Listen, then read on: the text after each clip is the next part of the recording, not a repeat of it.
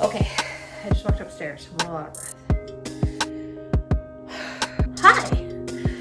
This is not, I guess it couldn't technically be called a baby bump update since we've gone so long without sharing anything about baby. So more, I guess this is just like a pregnancy life update. I've been thinking about this video for a while and if it would be a good idea, a bad idea, when I should do it if I did it.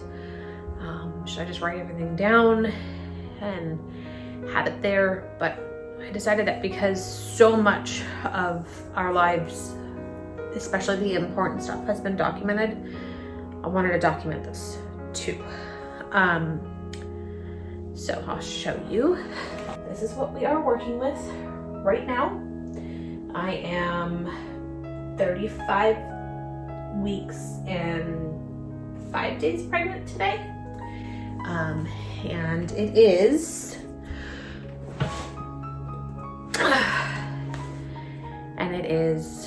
June 22nd, and baby's due date is July 22nd, which means that we are exactly 30 days from due date. And that's really, it feels like a good milestone to commemorate a few things. So I know that we have not shared on YouTube that baby is a boy, and this is Corbin Patrick, and I think it's okay that I share this, and if it's not, Scott can edit it out, but his best friend passed away last year. So his initials were CP, and Scott always just referred to him as CP. And he basically wanted to honor his friend and give our son the initials that went along with it. And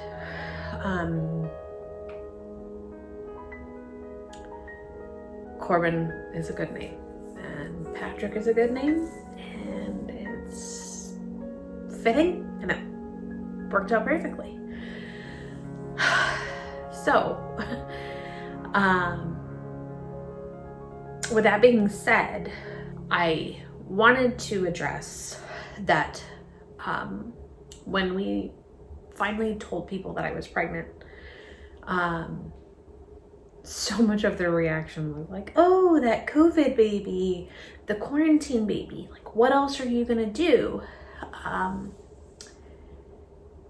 And I have to tell, I told people, but I have to say this.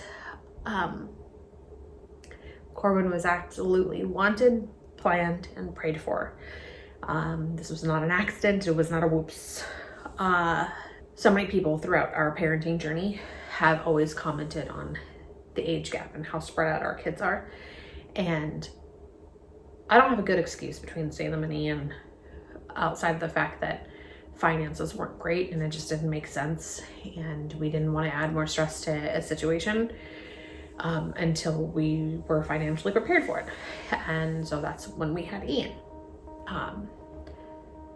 But after Ian, I had severe postpartum depression, and after coming out of that, I knew that I didn't want to put myself or my family through that again, and the only way I knew how to do that was to not have any more kids. And I know that was hard for Scott because he's always wanted a lot of kids.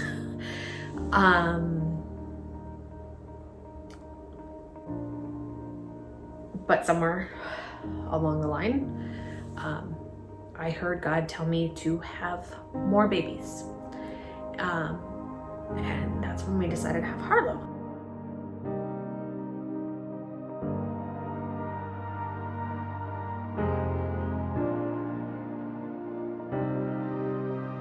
And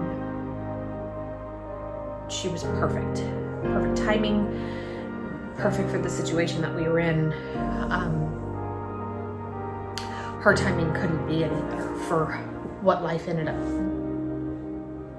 having in store for us.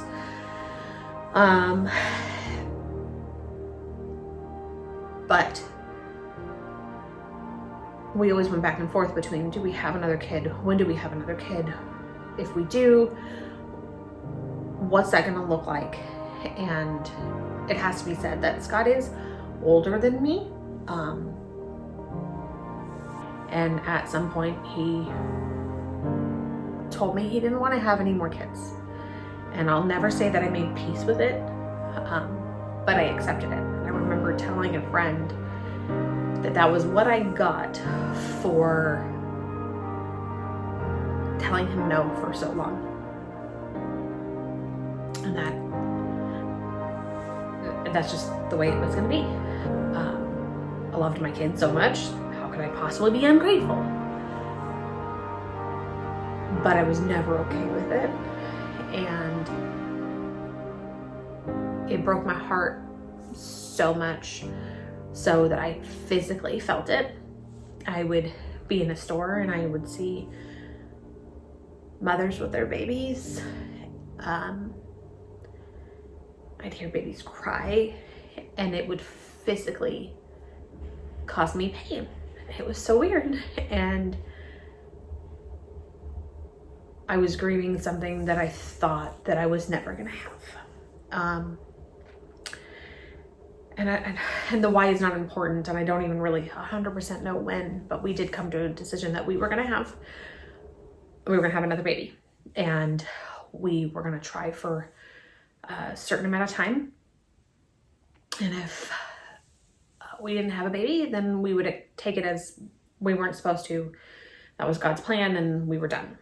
And the first month that we tried was March 2020. And when we found out that I wasn't pregnant that month, we decided that we needed to stop. And I don't need to tell you what COVID was like for people, the uncertainty that it brought, how scary and how much loss there was.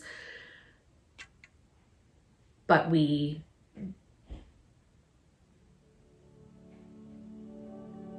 couldn't do it right in that moment. And it broke my heart.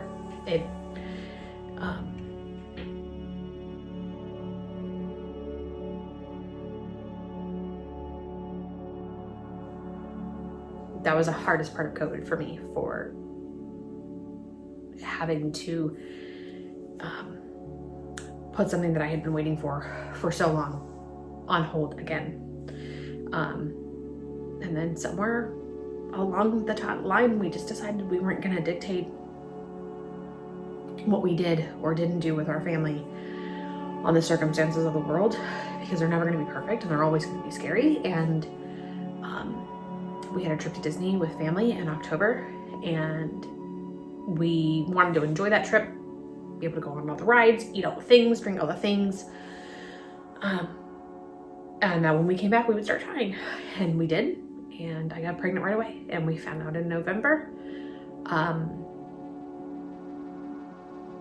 Actually, I took a pregnancy test because we took a very quick trip down to Disney, and it was negative. And then we came home and I was exhausted, and I was like, something's not right. So I took another test, and that one was positive. So it's an interesting piece of the history, I guess. So for the first time ever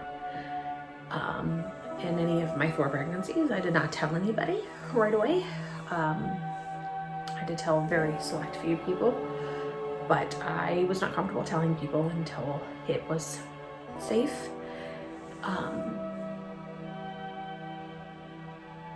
Because choosing to be pregnant and have a baby coming out of the year that we had was so much loss. I was afraid, and I've never been afraid before. But I wanted this baby so bad, And at first I was afraid I wouldn't even get pregnant. I thought it would be too hard, too difficult, and it just wouldn't happen. I was afraid I'd lose him, and I was afraid there'd be something wrong. But none of that happened. And it's not been a perfect pregnancy. It's been very uncomfortable. I'm betting this little dude is very large. And so I've been uncomfortable for a very long time, and now I'm at a point where like everything is painful. So I mean, we'll see. I don't no real way to find out. I do have a doctor's appointment tomorrow, and I'm hoping that they'll do some measurements and things that might give me some sort of clue. But I only got about 30 more days to find out, and I'm betting we won't make it that long. I don't see me going the full 40 weeks. And outside of that, I'm planning on having conversations with my midwives, expressing to them that I would like to not be so uncomfortable much longer. We did tell the kids, and that was really awesome. When we told them, I've never seen my kids cry from happiness before, and Salem and Ian like wept tears of joy. And Salem said that it felt like we were finally getting something good after so much bad. And that really made it feel perfect. And like our family was gonna be complete. I will say that we've decided that this is it. This is the last one. And so it has made everything that much more critical to me. Critical is not the word, important. On Mother's Day, I had this realization that it was going to be the last time that I would be pregnant on Mother's Day. And it felt extra special. And I didn't know to value that before, but I do now. There are precious moments where I know there's a foot or a hand or something like that comes pressing out, and I rub it and he doesn't pull away, and I believe he knows. That's mommy. And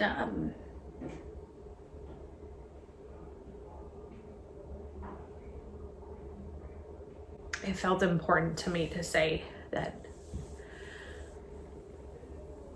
I absolutely wanted Corbin. I wanted this baby. I wanted him for so long. And I feel so incredibly blessed and honored that we get to do this again.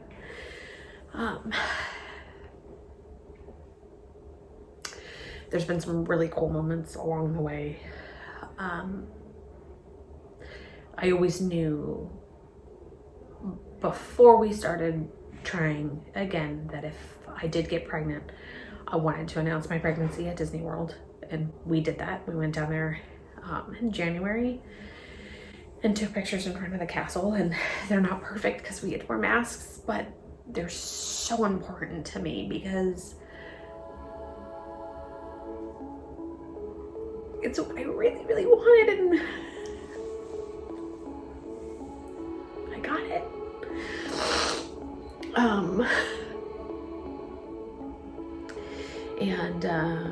Right before we found out that we were having a boy, Scott and I took a trip down to Disney World by ourselves, and we bought identical outfits, but one a boy and one a girl.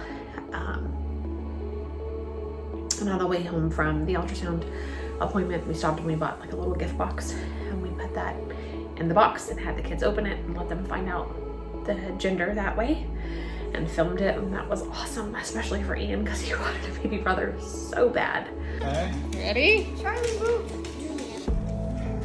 Open it up. Just open the side. Yeah, open the side. Go.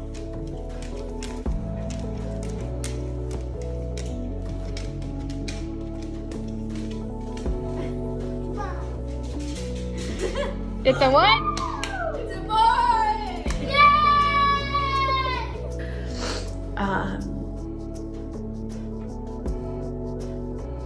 And I've never had maternity pictures before, but knowing that this was the last time I was going to be pregnant, I wanted to have those pictures, and I wanted them to show the baby, yeah, but like the love that Scott and I have for each other. And I found this amazing photographer here in the Atlanta area, and had our pictures done, and they're beautiful and they're stunning and they're amazing. And I'm so happy to have those.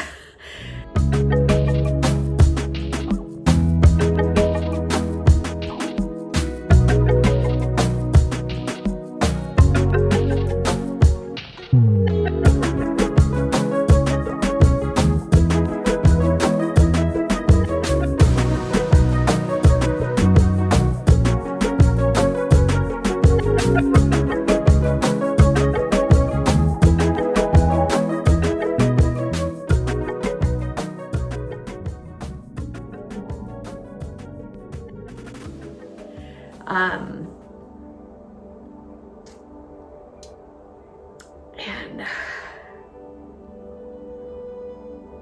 I have to say that as much as I don't want to be uncomfortable anymore and I don't want to be in pain, I don't want him to come before he's ready and it's completely safe. And I think that is the truest testament to how much a mom loves and sacrifices even before you've met that baby.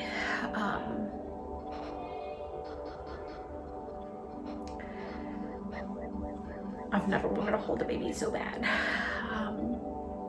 To nurse him and touch him and smell him and kiss him and see his face. And I think I know what he's gonna look like. I'm not gonna say anything right now, but I dream about him a lot, but I've only ever seen his face once. And I think that's gonna be it. And I can't wait to find out if I'm right.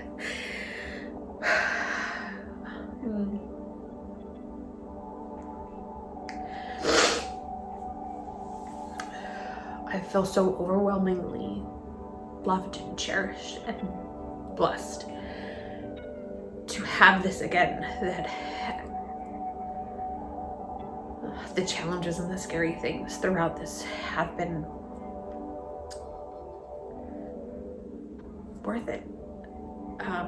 Scott just recently has been able to start coming to my appointments with me, and he hasn't really been able to go to any of them because of work. But when I went to my first ultrasound, he wasn't allowed to come. And that's scary because you never know what you're going to see or not see in those. And I think it's really unfortunate and very shameful that women all over the world have had to do this alone.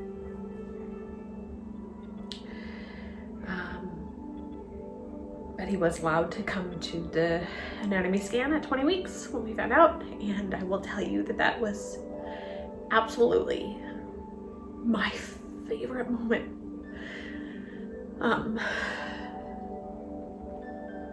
Because I wanted a boy, but Scott really wanted a boy, and he had a mask on, but I could see the smile coming out of the top and in his eyes, and the grip he had on my hand, like I could feel the joy. I was really happy for him.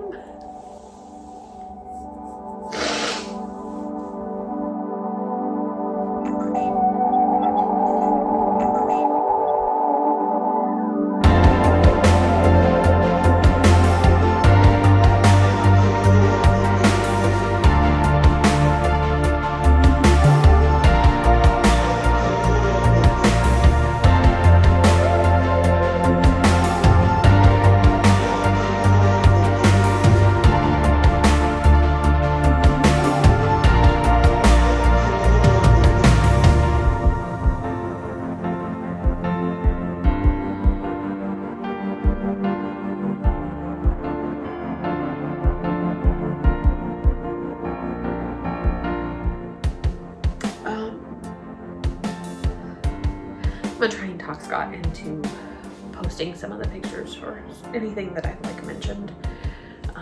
Just because we haven't shared anything like at all really. I'm so proud of us. I'm so happy, and I can't believe that I get to have 2 girls and 2 boys, and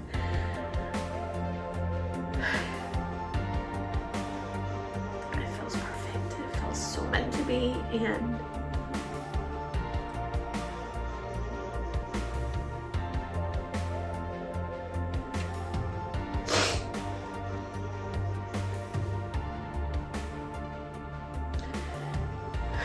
I love Corbin. I love you, Corbin. I can't wait until you're here and your brother and your sisters get to play with you and your dad gets to hold you, and